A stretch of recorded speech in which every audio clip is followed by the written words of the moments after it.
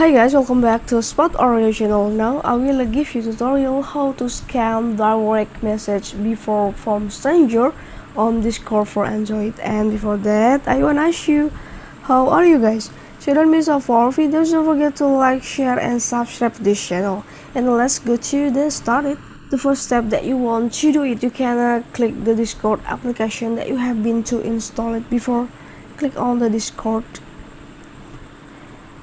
And after that, there is have a three option for you here. You can click the right corner of the below, and let's go to the privacy and safety. Okay, and how to scan direct message before from the stranger? You can click keep me safe here, tap on. Okay, and it's automatically direct you to scan the direct message from the everyone.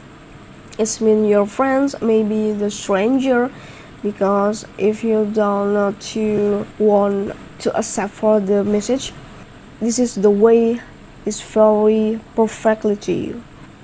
I hope this is enough for this tutorial how to scan the direct message before from the stranger on Discord for Android. I hope this video is useful for you. Thank you for the attention and bye.